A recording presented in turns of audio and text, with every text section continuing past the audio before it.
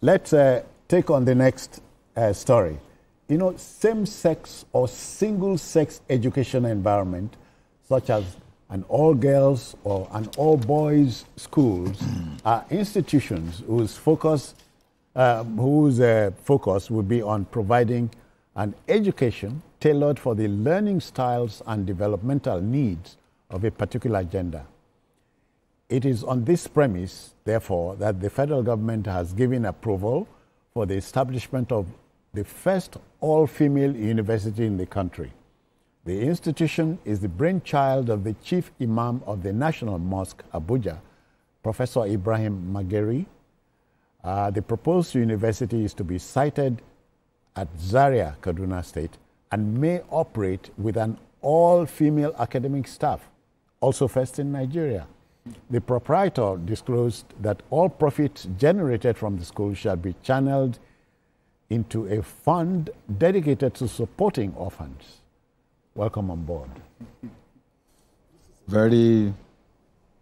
Unless we have a good understanding of the philosophy behind this school, we may not understand or appreciate it. But I think this is a very good development. Women are usually disadvantaged, especially in our country. In education, if you go to most universities, the ratio is, the ratio to men to women is very low. Men usually take the best advantages. Even in some societies, when you have children, you want to place emphasis in education in terms of providing education, on the male child. So I think what is going on is quite impressive. And I'm very happy about what he has done, Ibrahim Makari. And one is not surprised. That has always been his stuff, He had attended various schools in Senegal, in Mauritania, and he was former chief imam of Abuja Mosque. So his contribution to education is legendary. And I think what he's doing is in line with global standard. We have actually the first university in the world established in Fez, in Morocco, was established by a woman, in an Arabic world. So, and he's setting up this university in Zaria, which brings back the memory of Queen Amina, who was a woman and also one of the leaders of the 7 Hausa states. So, and we also have the biggest women universities in Saudi Arabia, has about 33,000 students with about 400,000 academic staff. Non-academic staff, about 2,000 plus. So, we have also a very big women university in Bahrain. There's also one in India called Betuna, and also another one in South Korea. So we have so many of them all over the world. So I think what he's doing, bringing this kind of women university to Nigeria for the first time, is quite unique. And I believe a lot of women will seek this opportunity to create a kind of glass ceiling, so that the limit is for them in terms of what they want to achieve. So that limitations in going to UI, you want to attend the ABU or UNN and all that. There is a university now specifically for Nigerian women. So I think it's a very... I cannot stop thinking about Queen's College in Lagos. Reagan Memorial. Sure. Except that this one is a university. No, I understand. It's still an all-girls CCC at Uyo. What about your state? We have. We have in my state. But fortunately, I also had the privilege of attending to secondary school. I went to a mixed all secondary boys? School. Yes, Igbobi College. And Igbobi College is an all boys Lagos school. Baptist Academy, and all boys then. Still, now we have St. Gregory, we have Methodist boys, St. we have Phineas. CMS, and even in Lagos we have Methodist girls. We've had schools that are basically for female and some for male.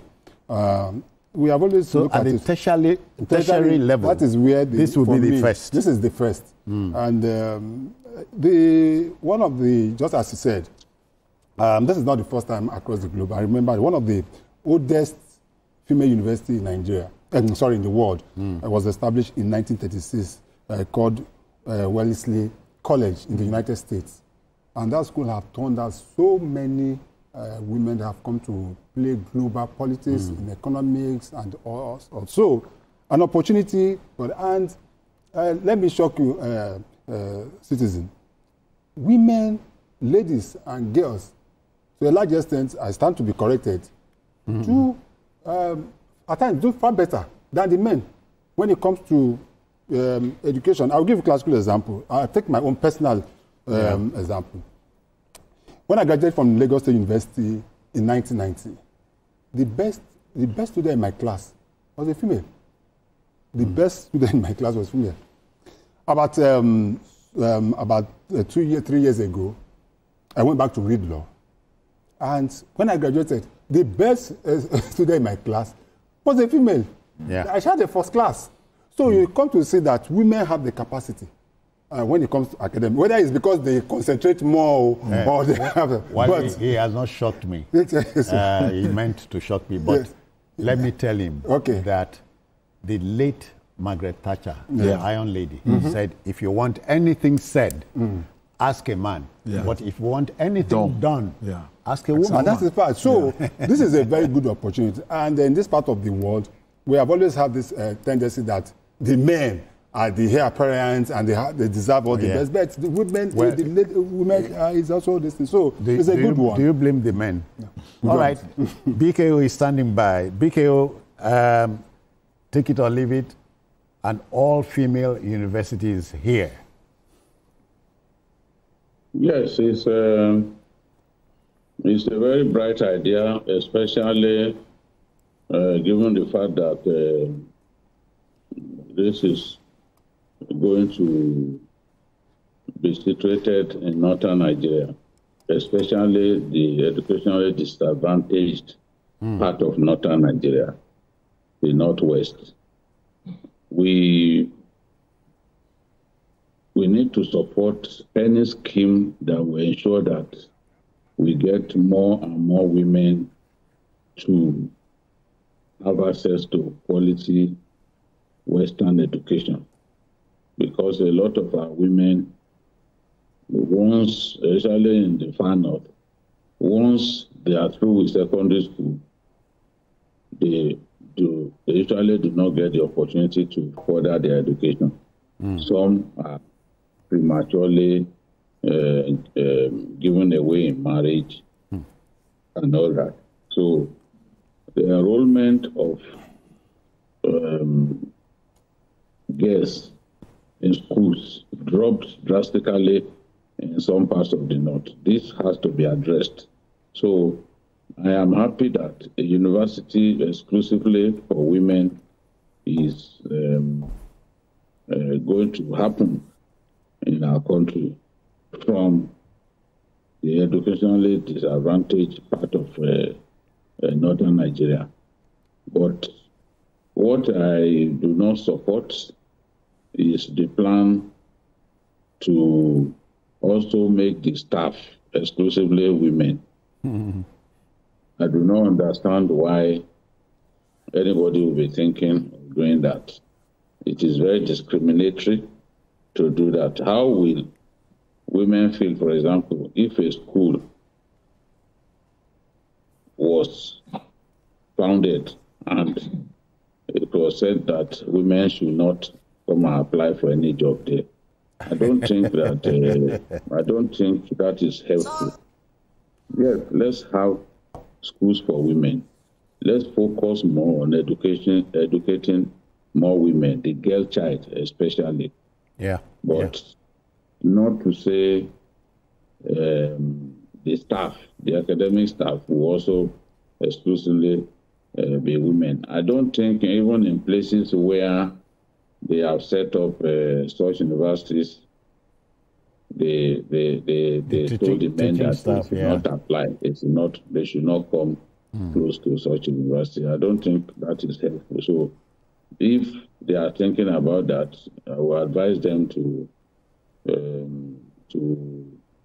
banish the idea, focus on setting up that university so that we can achieve our aim of giving more and more girls education, because we really need that.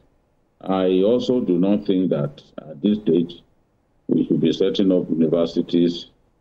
And I agree with ASU, because ASU said even despite the fact the federal government has decided that for the next 10 years. Yeah. They will not agree for federal government-owned universities new federal government-owned universities to be set up.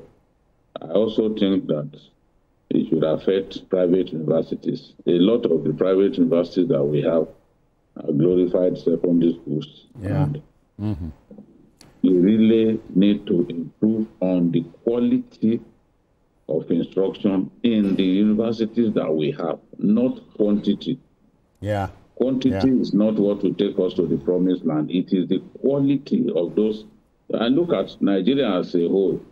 How many of our universities can be described as world class? Yeah. The standard has been falling. We need to address that rather than focusing on setting up more and more universities, whether they are private universities or public universities. We need the proliferation of universities need to stop. Thank you. Thank you. Yeah. And for the viewer who is interested, the name of the proposed university is Tazkiyah University. Tazkiah. Yeah. Tazkiyah. Yes, I support what Babajide is saying. Yeah. Because in the Princess Noura bint Abdulrahman University in Saudi Arabia, there are male teachers there. Yeah. So I don't know why they need to have. But I think it's a real ideological blow to extremist groups who think that women should be condemned into the backyard. They should not go to school. They should not work and all that. So I think it's an ideological victory, especially happening in the north. Against extremist groups that are springing up, saying that women don't have role to play in public life. Okay, gentlemen, let's make some money. We are going on a commercial break now. We should be back very shortly. Please stay on. Thank you.